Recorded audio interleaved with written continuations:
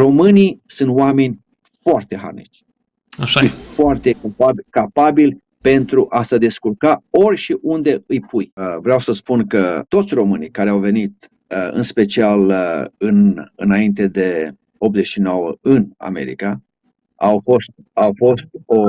fost un trai nu greu, foarte greu. Vreau să spun, toți au început de la nimic. Toți am venit în America cu un geamantan sau poate nici chiar și au început să muncească.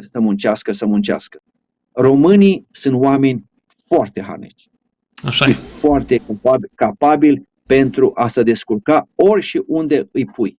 Au început de la nimic și au muncit. Și au muncit și iar au muncit.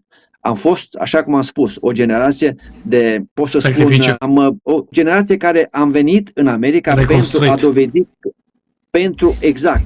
a dovedi că suntem în stare. Suntem capabili. Suntem un popor care suntem capabili. Oriunde ne pune, cu siguranță românul se descurcă. Prin muncă.